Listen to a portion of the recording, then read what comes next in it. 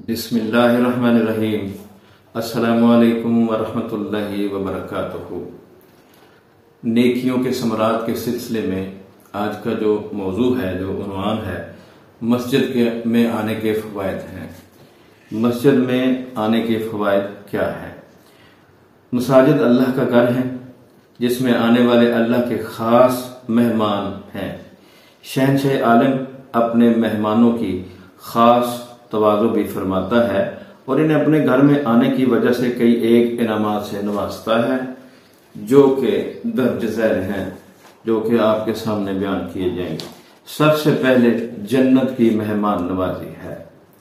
حضرت ابو ہریرہ رضی اللہ تعالیٰ عنہ سے مروی ہے، وہ بیان کرتے ہیں کہ نبی اکرم صلی اللہ علیہ وسلم نے فرمایا، جو شخص صبح اور شام کو مسجد کی طرف گیا، اللہ تعالیٰ اس کے لیے جنت میں مہمان نوازی کا سامان ہر مرتبہ تیار کرواتا ہے جب بھی وہ صبح یا شام کے وقت مسجد میں آتا ہے۔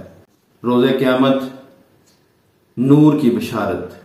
حضرت بریدہ اسلمی رضی اللہ تعالیٰ عنہ سے مروی ہے کہ نبی کریم صلی اللہ علیہ وسلم نے فرمایا کہ مساجد کی طرف اندھیرے میں جانے والوں کے لیے مکمل طور پر نور کی بشارت ہے۔ بے حساب اجر کا مستحق، مسجد میں جانے والا بے حساب اجر کا مستحق ہوتا ہے۔ حضرت ابو موسیٰ رضی اللہ تعالیٰ عنہ سے مروی ہے، وہ بیان کرتے ہیں کہ رسول اللہ صلی اللہ علیہ وسلم نے فرمایا، بلا شبہ نماز میں لوگوں میں سب سے زیادہ اجر کا مستحق وہ شخص ہے جو ان میں سے سب سے زیادہ دور سے اس کی طرف یعنی مسجد کی طرف چل کر آتا ہے۔ مسجد میں جانے والا سایہ عرش کا مستحق۔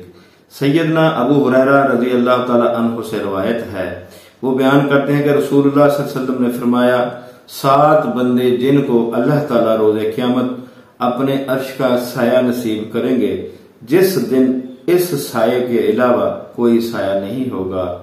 امام عادل حکمران، وشاب ناشا فی عبادت اللہ، وہ نوجوان جس نے جوانی اللہ کی عبادت میں گزاری، ورجل قلبہ معلق فی المساجد، اور وہ آدمی جس کا دل مسجد میں لگا رہتا ہے، ورجلان تحابا فی اللہ اجتماعا علیہ وتفرقا علیہ، اور وہ 2 آدمی جنہوں نے اللہ تعالیٰ کے لیے دوستی رکھی اور اسی بنیاد پر ملے اور اسی پر جدا ہوئے۔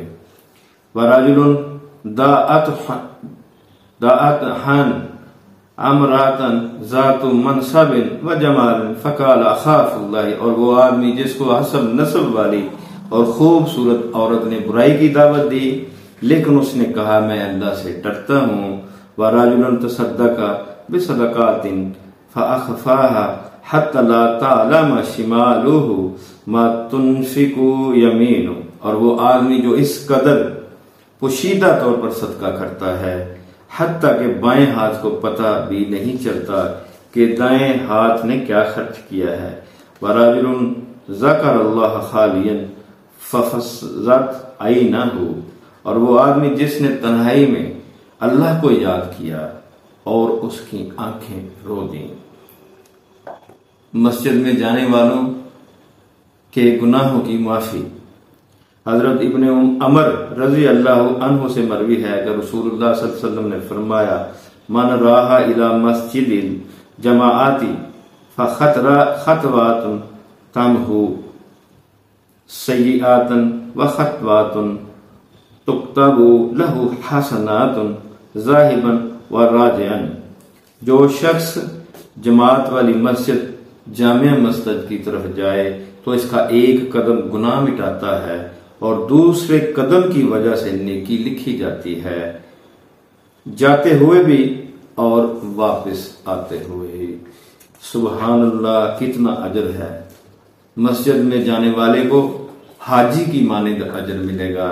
حضرت ابو امامہ رضی اللہ عنہ سے مروی ہے، وہ بیان کرتے ہیں کہ رسول اللہ صلی اللہ علیہ وسلم نے فرمایا، من خرج من بیتہ متطہرا الی صلاۃ مکتوبۃ فاجرہ کاجر الحاج المحرم، اس شخص کا اجر جو اپنے گھر سے پاک صاف ہو کر یعنی کہ وضو کر کے فرض نماز کے لیے روانہ ہوتا ہے، احرام باندھ کر حج کرنے والے شخص کی مانند ہے۔ اللہ اکبر۔ گویا باجماعت ہر نماز مسجد میں آ کر پڑھنے والے کو اللہ تعالی ہر سال 1775 بار حج کرنے کا ثواب عطا فرماتا ہے۔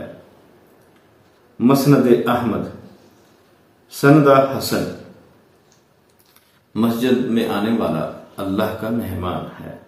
حضرت سلمان رضی اللہ عنہ سے مروی ہے، وہ بیان کرتے ہیں کہ رسول اللہ صلی اللہ علیہ وسلم نے فرمایا، جس شخص نے اپنے گھر میں اچھی طرح وضو کیا پھر وہ مسجد میں آیا تو وہ اللہ تعالیٰ کا مہمان ہے، اور بے شک میزبان کے ذمے مہمان کی تکریم کرنا لازم ہے۔ اللہ اکبر۔ فرشتوں کی دعا پانے والے جو مسجد میں جاتے ہیں ان کے لیے فرشتے دعا کرتے ہیں۔ حضرت ابو ہریرہ رضی اللہ عنہ سے مروی ہے، وہ بیان کرتے ہیں کہ رسول اللہ صلی اللہ علیہ وسلم نے فرمایا، تم میں سے جب تک ایک بار وضو نماز کے انتظار میں رہے وہ نماز میں ہے، فرشتے اس کے لیے دعا کرتے ہیں اور کہتے ہیں، اللہم اغفر لہ، اللہم ارحمہ، اللہم ارحمہ، اے اللہ اسے معاف کر دے، اے اللہ اس پر رحم فرما دے۔ اللہ اکبر۔ یہ حدیث صحیح مسلم کی ہے۔ حج کا ثواب پانے والا، مسجد میں جانے والا حج کا ثواب پاتا ہے۔ حضرت ابو امامہ رضی اللہ عنہ سے مروی ہے کہ رسول اللہ صلی اللہ علیہ وآلہ وسلم نے فرمایا، جو شخص صرف اس لیے مسجد گیا تاکہ نیکی سیکھے یا نیکی سکھائے، اس کے لیے مکمل حج کا ثواب ہے۔ شیطان سے بچاؤ، مسجد میں جانے سے اس شیطان سے بچ جاتا ہے۔ حدیث میں ہے کہ شیطان انسان کا بھیڑیا ہے، جیسے بکریوں کا بھیڑیا ہوتا ہے کہ وہ الگ تھلگ پڑی ہوئی ادھر ادھر کی بکری کو پکڑ لے جاتا ہے۔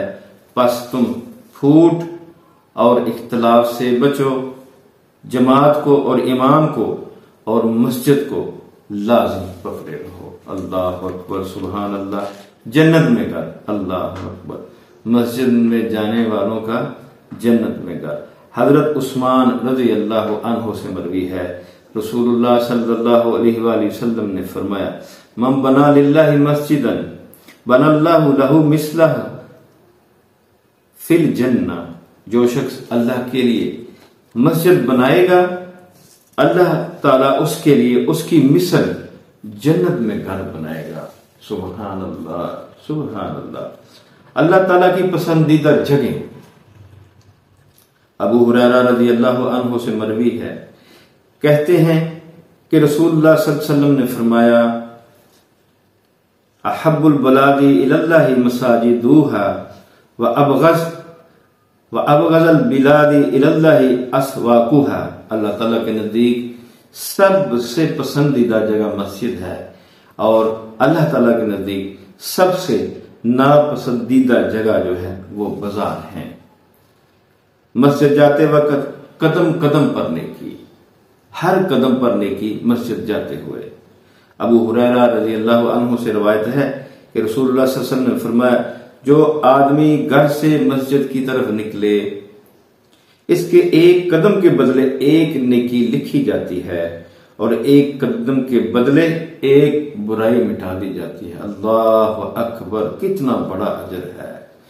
مسجد میں نماز کے لیے جا رہا ہے اور ایک قدم کے بدلے نیکی مل رہی ہے اور ایک قدم کے بدلے گناہ مٹ رہے ہیں۔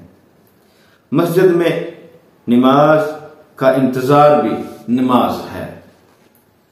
حضرت ابو ہریرہ رضی اللہ تعالیٰ عنہ سے مروی ہے کہ رسول اللہ صلی اللہ علیہ وسلم نے فرمایا، لا یزال احدکم فی الصلاۃ ما دامت الصلاۃ تحبسہ ان ینقلب الی اہلہ الا الصلاۃ، تم میں سے ہر ایک اس وقت تک نماز میں ہی رہتا ہے جب تک کہ نماز اسے روکے رکھتی ہے، اس طرح کہ اسے اس کے گھر والوں کی طرف جانے سے صرف نماز روک رہی ہے۔ نماز کی وجہ سے وہ گھر نہیں جا رہا، بیٹھا ہے نماز کے انتظار میں، تو وہ بھی نماز میں ہے۔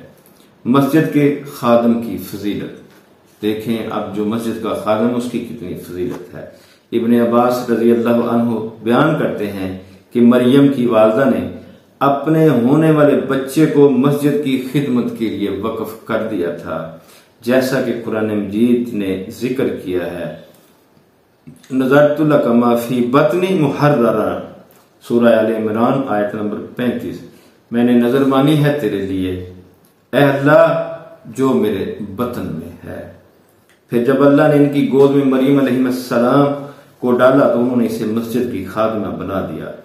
نیز حضرت ابو ہریرہ رضی اللہ عنہ سے مروی ہے کہ کالے رنگ کا ایک مرد یا ایک کالی عورت مسجد کی خدمت کیا کرتی تھی، اس کی وفات ہو گئی، لیکن نبی کریم صلی اللہ علیہ وسلم کو اس کی وفات کی کسی نے خبر نہیں دی۔ ایک دن خود آپ صلی اللہ علیہ وسلم نے یاد کیا کہ وہ شخص دکھائی نہیں دے رہا۔ صحابہ کرام نے عرض کیا، یا رسول اللہ صلی اللہ علیہ وسلم اس کا تو انتقال ہو گیا۔ آپ نے فرمایا کہ تم نے مجھے خبر کیوں نہیں کی؟ صحابہ کرام رضی اللہ عنہم نے عرض کیا کہ یہ وجہ تھی، یعنی آپ کو تکلیف نہیں دینا چاہتے تھے۔